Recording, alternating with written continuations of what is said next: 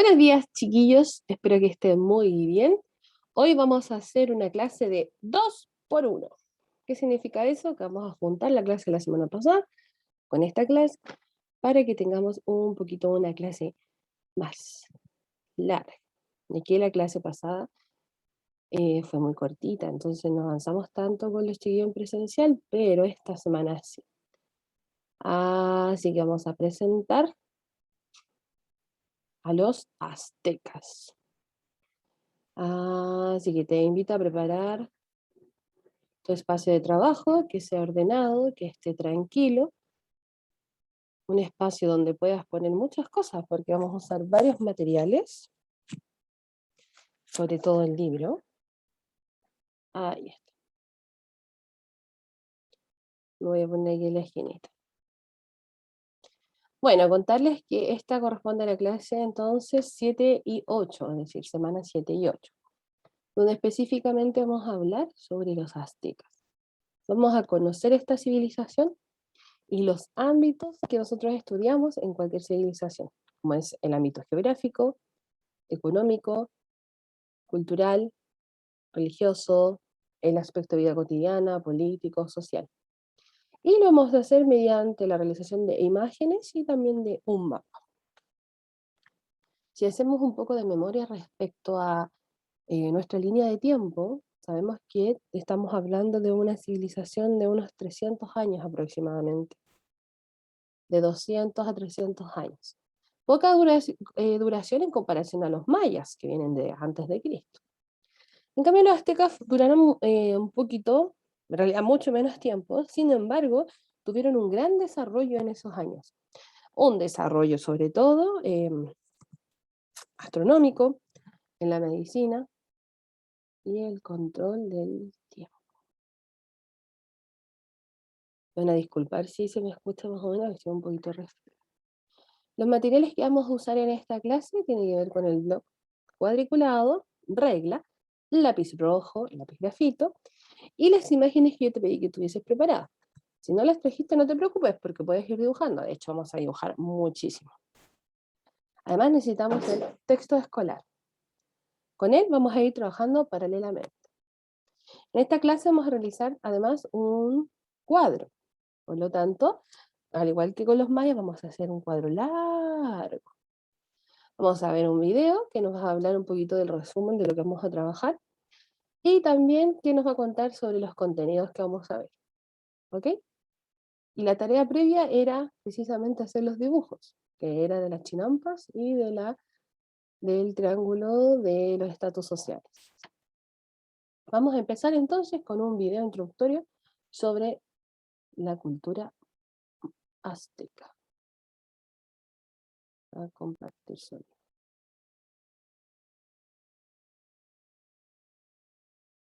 Cargando. ¿Cómo fue que hicieron los aztecas para construir una ciudad sobre un lago? ¿Cómo hicieron para extender su territorio en tan poco tiempo? ¿Cómo eran sus tan temidos sacrificios? Hoy veremos un poco más sobre esta gran civilización.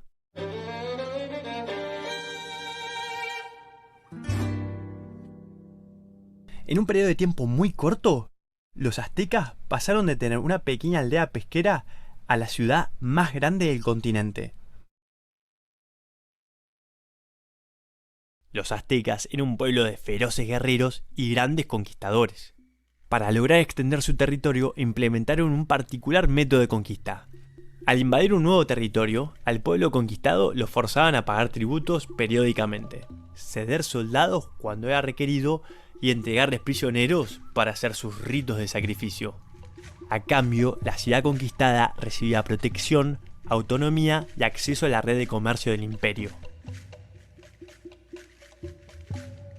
A su vez, los aztecas se enfrentaban al desafío de asentar su ciudad en un relieve complicado, un lago. Para hacer sus construcciones, rellenaban el lago con tierra y cañas armando unas especies de islas artificiales, y luego levantaban los edificios sobre las mismas. Entre las islas quedaban formados una serie de canales que utilizaban para poder transportar rápidamente todos los productos y materiales que necesitaban para sus construcciones, como fueron los más de 78 templos que estaban en la plaza ceremonial. Para transportar una sola piedra de las montañas del continente hasta la isla se necesita el esfuerzo de miles de hombres, porque no había ni autos, ni caballos, ni ruedas. Incluso los españoles cuando llegaron a la ciudad no podían creer lo que veían. Impresionantes construcciones en el medio de un lago. Todo absolutamente prolijo y limpio, los edificios decorados y pintados con mucho cuidado. Bernal Díaz, uno de los miembros del ejército de Hernán Cortés, dijo refiriéndose a la capital del Imperio Azteca: y de lo que veíamos cosas admirables, no sabíamos qué decir, o si era verdad lo que por delante parecía. Lo cierto es que Tenochtitlán era verdaderamente asombrosa, y no solo por la magnitud de sus construcciones, sino también por su ingeniosa manera de aprovechar el espacio disponible para las plantaciones. Para cultivar usaron una técnica agrícola de lo más avanzada y eficiente llamada cultivo de chinampas. Esta consistía en el armado de pequeñas islas flotantes hechas de cañas, ramas y barro que utilizaban para cultivar. Usando estas chinampas, los aztecas consiguieron ganar mucho espacio y lograr un mayor rendimiento de sus cultivos, ya que las plantas tomaban todo el agua y nutrientes que necesitaban del mismo lago. Gracias a esto pudieron alimentar a las miles de personas que vivían en la ciudad. Pero eso no es todo. Además de implacables guerreros, conquistadores, arquitectos y agrónomos, los aztecas eran grandes astrónomos, porque mediante la observación del cielo y los ciclos de los astros lograron construir un calendario similar al de otras culturas mesoamericanas. Uno que representaba un año calendario con 365 días, como el nuestro, y otro de 260 días que refería a los eventos teológicos. En la cultura azteca no existía una igualdad social. La estructura y división social se justificaba a partir de creencias religiosas. La sociedad azteca era muy devota a sus dioses, y eran estos los que legitimaban la autoridad del emperador, también llamado Tlatoani, que era la máxima autoridad del imperio. Este cargo no se heredaba, en cambio era elegido por el Consejo Supremo. El emperador era considerado de origen divino y poseía poderes ilimitados en la sociedad azteca. Tenían los sacerdotes quienes se encargaban de practicar los sacrificios, que eran muy importantes en la cultura azteca, ya que creían que si dejaban de hacerlos, podían ocurrir grandes catástrofes, como que el sol no vuelva a salir. Lamentablemente, de la ciudad de Tenochtitlán queda muy poco de lo que alguna vez fue. Ahora, donde supo estar el lago Texcoco, se encuentra la Ciudad de México, una de las más grandes del mundo. Sin embargo, muchas de las costumbres y tradiciones de los aztecas, como su idioma, perduran hasta hoy en día. Bueno, nos despedimos hasta el próximo video, donde descubriremos cuál fue la tercer gran civilización precolombina.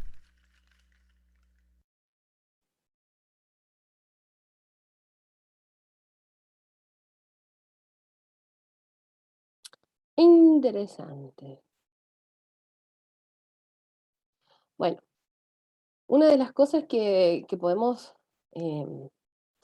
comparar en relación a lo que vimos anteriormente tiene que ver con, ahí sí, con que cuando vimos la unidad de América, conocemos América del Norte, Centro y Sur, hablamos de los idiomas, y uno de los idiomas más hablados en el ámbito de los pueblos originarios o de los idiomas originarios era el náhuatl, que era el idioma que viene de los aztecas.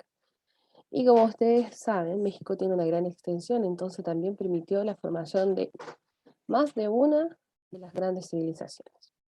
Para trabajar hoy, antes de empezar con el contenido, vamos a ver el siguiente video, que nos va a ayudar a entender cómo vamos a ir trabajando el material. Entonces vamos a extraer, yo creo que unas 2 o 3 hojas, dependiendo del avance, puedes sacar al tiro una y después ir agregando la otra. Las vamos a unir para que nos quede una línea larga de papel. Las pegamos con Stick o cualquier material. Y en la parte superior vamos a agregar el título, que en este caso son los aztecas. Acá en el video dice los mayas, porque es el mismo video anteriormente. Pero vamos a hacer uno que diga los aztecas, con Z, aztecas. ¿Ok? Entonces vuelvo a repetir, el título va a ser Los aztecas, con Z. Con nuestra regla vamos a hacer una línea horizontal de extremo a extremo para empezar a hacer la tablita,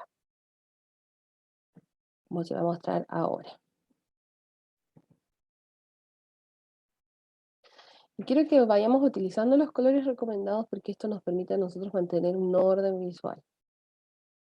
¿Ya? Entonces esa es la línea horizontal que vamos a realizar.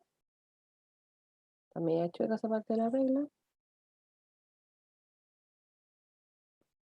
Y luego vamos a realizar una vertical, al igual que en los mayas, en la semana pasada, de poquitos cuadros, de unos 6, 7 cuadros máximo. Esta la vamos a extender hasta el final de nuestra hoja. De hecho, cuando vayamos agregando hojas, tenemos que seguir manteniendo ese formato.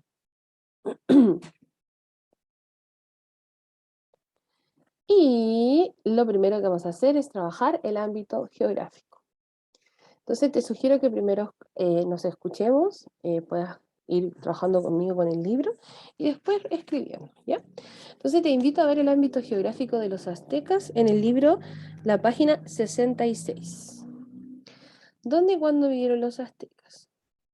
Es importante conocer la extensión que tuvo el Imperio Azteca, la cual se ubica, si tú observas acá en el mapa, en México. Pero se ubicaba en una zona específica, que era el centro-sur de México.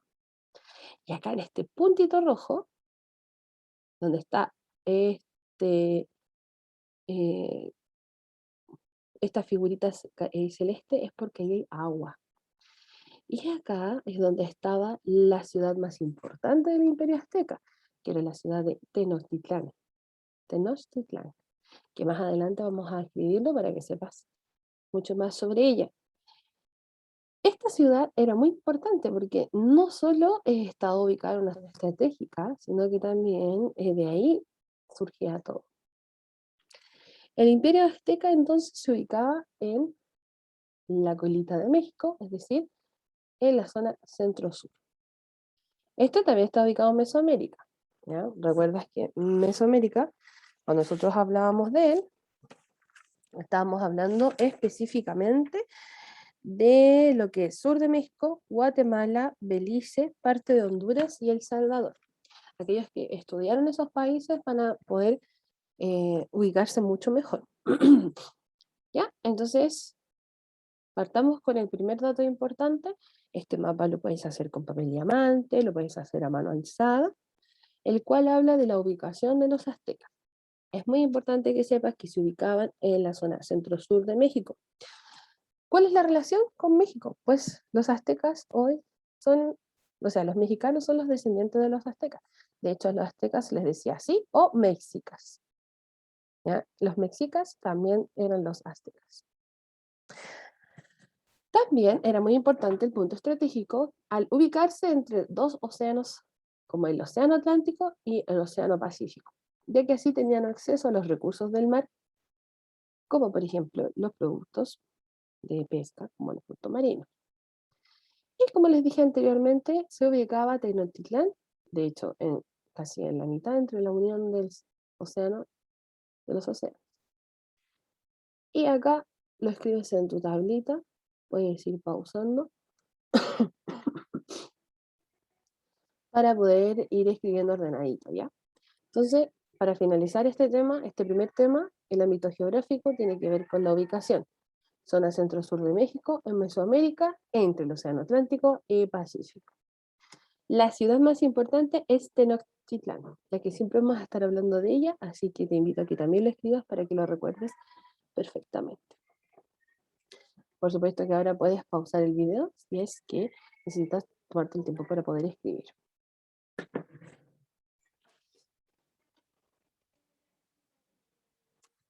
Voy a cerrar la puerta.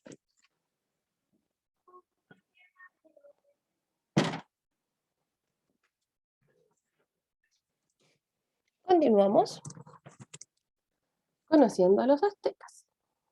Y ahora vamos a ver el ámbito político. Acá ya se pone un poquito más entretenida la cosa. Para esto vamos a trabajar con la página 68 y 69 del texto escolar. ¿Ya? Cuando hablamos del ámbito político siempre vamos a estar hablando de la forma de gobierno de los aztecas. Y acá tenemos una gran diferencia, es decir, la primera gran diferencia con los mayas. ¿Se acuerdan que en los mayas el sistema de gobierno era ciudad-estado? Es decir, que había muchas ciudades por distintos lugares, pero entre todas conformaban un solo país, una sola civilización. En este caso, se utiliza otra forma, que tiene que ver con que los aztecas eran un imperio. ¿Qué es un imperio? Acá yo te organicé un dibujo. Un imperio corresponde a una sociedad que se extiende, tanto política, cultural, económica, etcétera, en otros pueblos, se extiende a otros pueblos, pero esto los consigue a través de la guerra o de acuerdos. Teníamos una ciudad central que era el imperio, el centro del imperio que era Tenochtitlán, en la cual iba abarcando terrenos que estaban alrededor. Cuando se encontraban con distintos pueblos, podíamos decir que estos pueblos se unían, ya sea a la fuerza o mediante un acuerdo al imperio. Y se realizaba un intercambio, ya que este pueblo debía ser devoto al imperio, a cambio el imperio le brindaba protección, es decir, que lo protegía de cualquier otra invasión de otro pueblo. Y esto pasaba con muchos otros pueblos que estaban alrededor. Entonces tuvo un alcance muy amplio, ya que los aztecas originalmente era una civilización muy violenta, donde se priorizaba mucho el uso de la fuerza por sobre los acuerdos. Entonces tenían grandes guerreros, por lo tanto la protección era segura. Y de esta manera, así también mantenían la constante confianza de los pueblos que estaban alrededor. Era también un intercambio, protección a cambio de devoción. Y contarte que al ser un imperio tenía un emperador o una persona encargada que en este caso le vamos a llamar gobernador. Y él era el Tlatoani, como se pronuncia acá, o sea, se plantea, perdón, acá en el libro. Habla de que el Tlatoani era el máximo cargo de jerarquía política que existía entre los aztecas. A él solo tenían derecho aquellos que eran descendientes del primer Tlatoani y que podían ser nietos, hijos. Pero estamos hablando de un avance histórico de 200 a 300 años, entonces habían varios descendientes. No necesariamente el hijo del Tlatoani iba a ser un Tlatoani después, un Tlatoani. Como se planteó en el video, no era hereditario el puesto. Sin embargo, se elegía entre los que se encontraban en el consejo. Y generalmente los que participaban en el consejo eran los familiares cercanos del Tlatoani, de turno. Además, eran los responsables de conducir los asuntos públicos y de la justicia. Debían velar por el bienestar del pueblo y hacer obras públicas que fuesen necesarias para tal. También, como se plantea en el video, que eran muy detallados en esto de las obras públicas. Y tenía que prevalecer y hacer que todo el imperio desarrollara a cabalidad el ámbito religioso, aunque estos incluyeran sacrificios, demostraciones públicas, tributos y captura, por supuesto, siempre de esclavos. ¿Ya? Es muy importante que entiendas que el Tlatoani, que era el máximo poder, era un puesto el cual tenía la función de manejar el imperio y realizar las acciones que correspondían, porque él era el representante de los dioses en la tierra y además era la máxima autoridad. ¿Okay? Entonces tenía bastantes beneficios. Además, el Tlatoani no solo estaba solo, sino que también tenía autoridades que lo aconsejaban. Yo acá te puse una imagen, pero si tú observas en el libro que hay una representación de él, o me adelanté, aquí hay una representación, pero aquí era. Y acá pueden observar también un dibujo en el cual se observa cómo hay una diferencia en la vestimenta, en los beneficios. Acá también les puse una imagen, entonces ahora yo te invito, si tú quieres, puedes buscar una internet, imprimirla, o si quieres puedes poner también un dibujo, no hay ningún problema. ¿Ya? Y escribimos acá lo que es el imperio, la representación y el nombre del tatuaje. No olvidemos lo más importante de la formación política de los aztecas, que a diferencia de los mayas, que tenían una JAP y era una ciudad-estado, los aztecas tienen un imperio y el máximo poder recaía en el Tlatoani. Si deseas, puedes pausar el video para escribir lo que estaba anteriormente. Para trabajar el ámbito social, es decir, en el ámbito que tiene que ver con la organización de la sociedad, de las personas, vamos a trabajar la página 70. ¿Ya? Así que búsquela, por favor. Aquí dice, ¿cómo era la organización social de los aztecas? ¿Recuerdas los mayas? Que los mayas también se organizaban por este triángulo estamentado de roles específicos. Es decir, una sociedad jerarquizada, es decir, que está ordenada en base a estamentos. Sin embargo, a diferencia de los mayas, los aztecas sí tenían movilidad social. ¿Por qué? Porque los aztecas priorizaban la fuerza, la guerra, el bienestar físico, el comercio, a diferencia de los mayas. Entonces los aztecas, ¿qué hacían? Podríamos encontrarnos con que una persona que estuviese, por ejemplo, en el estamento de los Masehuayi, que era un campesino o un obrero, y pudiese ir día a día trabajando para poder ir avanzando y transformarse a lo mejor en un mercader o en un comerciante. Hoy día poníamos un ejemplo, no sé, pensemos a lo mejor Benjamín Iñaki, que inicialmente tenías una plantación de tomates. Y fuiste a la feria y la pudiste vender y tuviste unas ganancias. Luego, con esas ganancias volviste a producir más tomates, pero adicionalmente también produciste algo más. A lo mejor choclo, papas. Después fue a la feria y volvió ya con mucha más ganancia, entonces las inviertes y ahora no solo vas a tener tomates, choclos y papas, también puedes ir creciendo. Entonces ahí a la vez va aumentando tus recursos, por lo tanto ya puedes subir a un estamento mayor, transformarte ya en un comerciante, a lo mejor ya tú no cosechas y plantas, a lo mejor ahora tienes personas que trabajan para ti. Y así funcionaba el sistema social en los aztecas, podías ir subiendo de nivel, porque además como se priorizaba mucho lo que era la guerra y lo que era la lucha, podíamos encontrarnos con personas que a lo mejor en tiempos de paz eran más es decir, estar vendiendo artesanía, etcétera, pero en los momentos en que se necesitaba ir directamente a la guerra, a la lucha, se transformaba por lo menos en un jefe militar, ya que tenía muchas habilidades para luchar, para poder hacer tácticas, etcétera. Entonces, ellos sí podían circular. ¿Cuáles eran específicamente acá los estamentos? El primero, tenemos ahí el Tatoani y su esposa, por supuesto, que es la punta de esta pirámide social. Luego teníamos los Pilpilti, que es la nobleza. Como dice en el libro, en la parte superior estaba el Tatoani y le seguía la nobleza conformada por la familia del Tatoani, los sacerdotes, los jefes militares y los jefes de los calpulles, es decir, de los distintos barrios que habían en el imperio. Recibían distintos tributos de los grupos sociales y eran dueños de las tierras. Entonces ellos eran las personas que se encargaban más que nada de aconsejar al Tatoani en las decisiones importantes. Luego venían los poshtecas, que más que comerciantes solamente, también eran mercaderes. Ellos tenían también privilegios, porque no pagaban tributos, sin embargo, eran personas que se encargaban de hacer circular todo lo que era la economía de los aztecas, desde los que participaban en los comercios, desde lo que necesitaba el Tatoani, eran los que gestionaban aquellas cosas que se estaban pidiendo desde los más altos rangos. Luego nos encontramos con el pueblo, que se llama Masehuayi, y estaba conformado por campesinos, obreros y artesanos.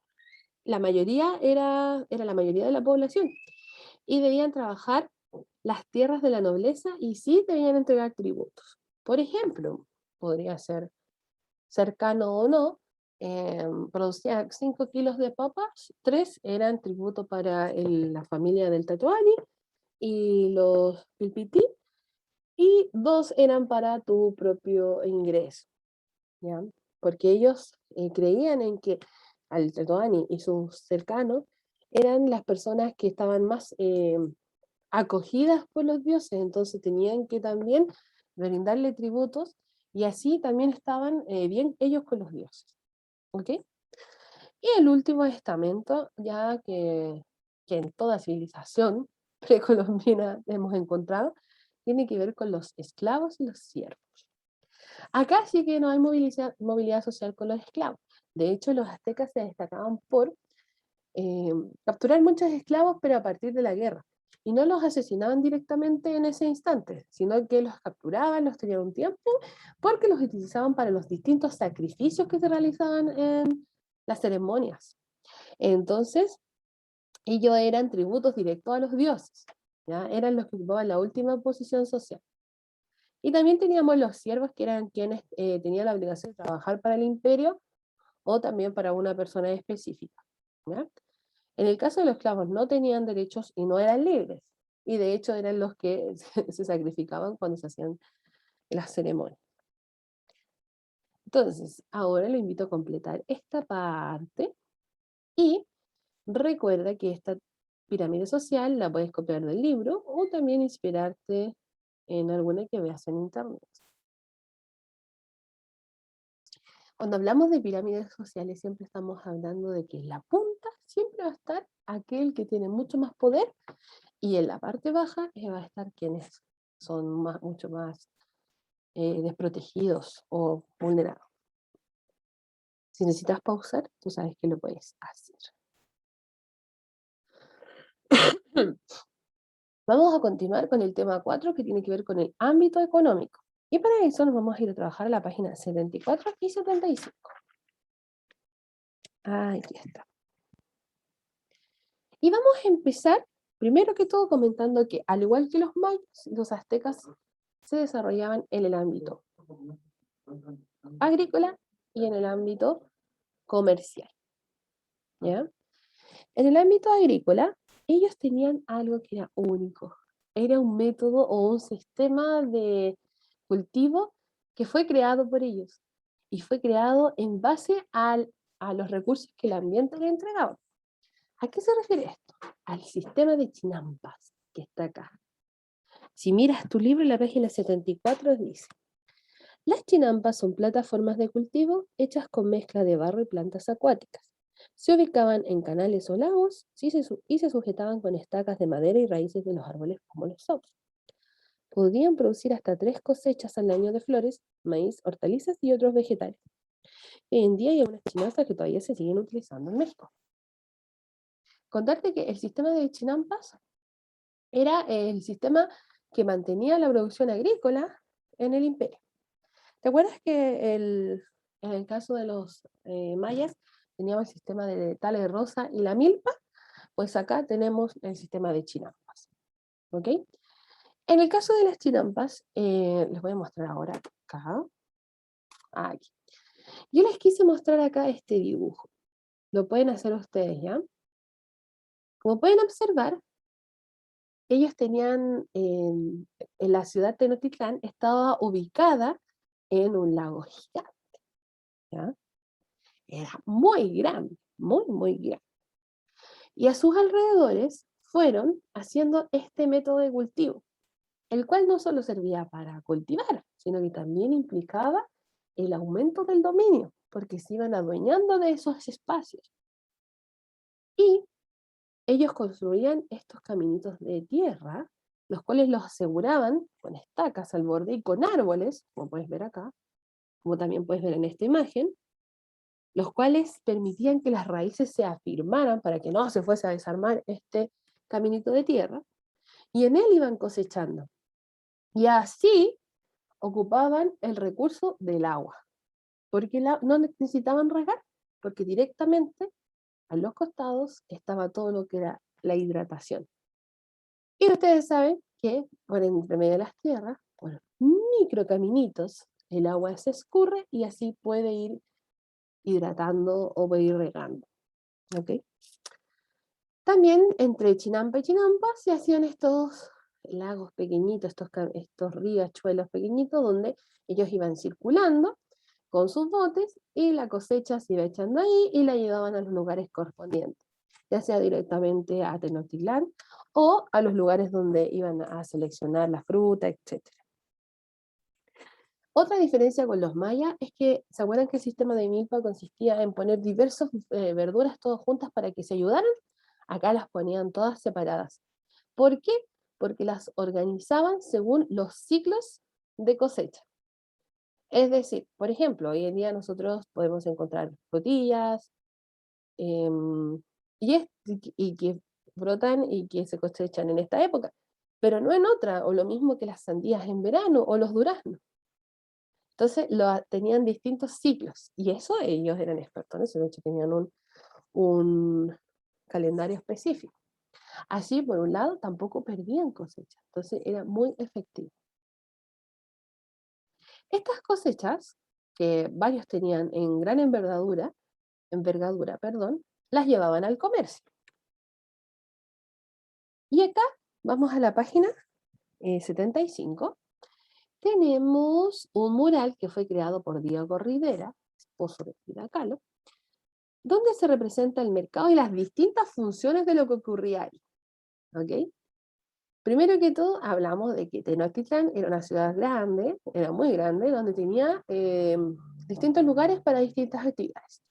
Estaba por un lado lo que era el templo de los sacerdotes para orar, estaba en otro lugar donde estaban las chinampas y en otro lugar donde estaba el comercio. Y acá podemos encontrar entonces el mercado. Si vemos el número 1, vamos a encontrar vendedora de maíz, aquí de productos de semillas. El número 2, autoridad azteca.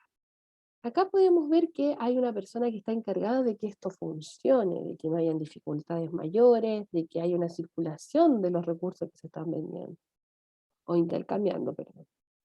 Número 3, tenemos a la vendedora de tortillas. Número 4, comerciante de esclavos. Número 5, comerciante de artesanías. Y el número 6, comerciante de animales. Entonces podíamos encontrar las distintas áreas de producción que realizaban los aztecas en modo general, ya sea cosechas, animales, productos, etc. Y el más conocido de los mercados era el Tlatelolco. Tlatelolco. Entonces aquí yo te invito a que también lo puedas dibujar. Y si observas esta imagen también nos vamos a encontrar con la venta de animales, de cereales, de productos de artesanía. Es muy interesante comentarles que el comercio también se realizaba por trueque. ¿Ok? Así que es muy interesante todo lo que tiene que ver con el ámbito económico, tanto en la agricultura con el sistema de chinampas, como también con el comercio, con los mercados. Vamos a ver ya uno de los, el penúltimo tema, me parece,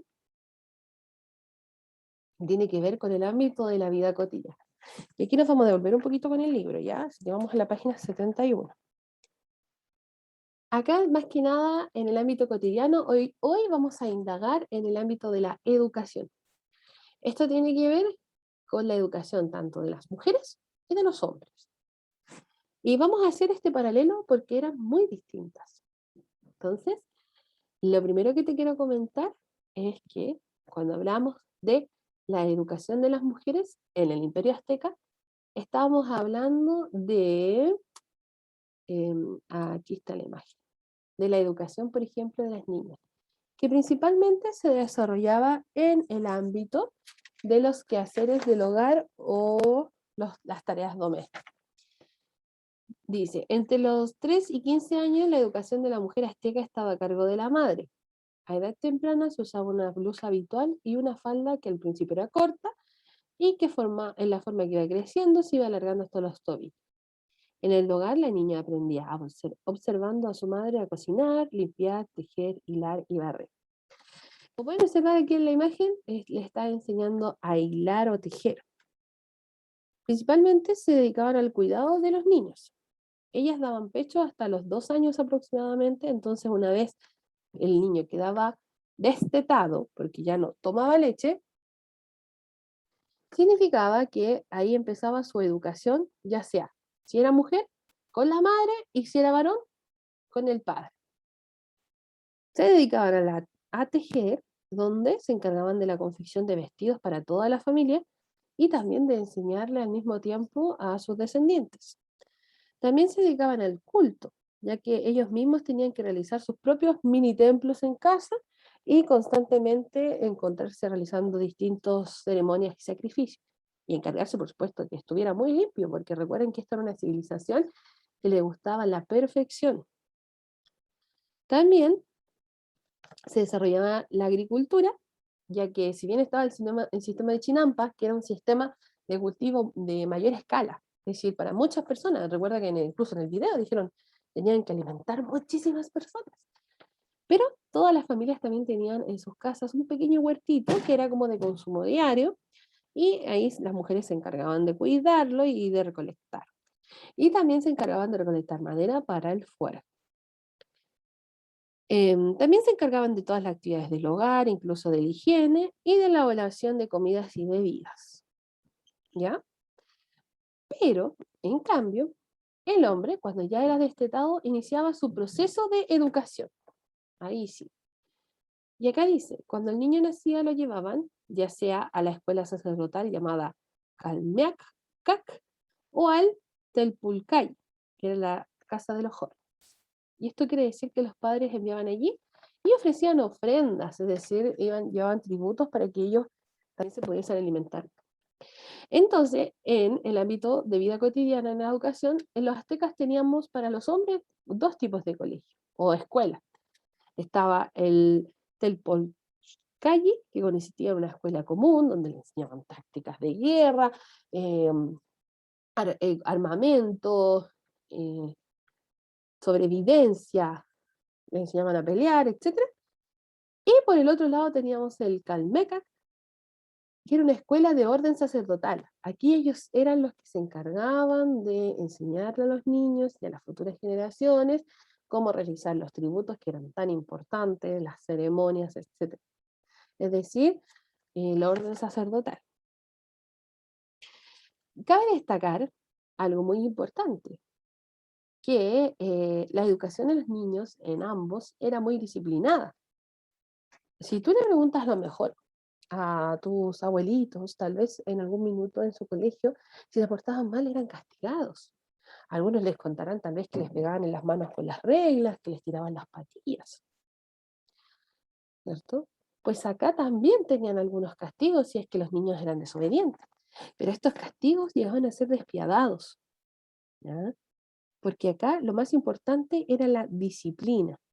En la medida que iban creciendo, los castigos también eran cada vez más fuertes. Por ejemplo, si había alguien que desobedeciera, habían castigos tan crueles como clavar espinas en las manos y dejar los niños atados toda la noche. O desnudarlos, tirarlos al lodo y dejarlos atados en la noche para que les diera mucho frío. Entonces acá la disciplina era, o sea, la educación era disciplinada, era muy estricta. Por eso es que también formaban después guerreros, guerreros muy resistentes, muy fuertes.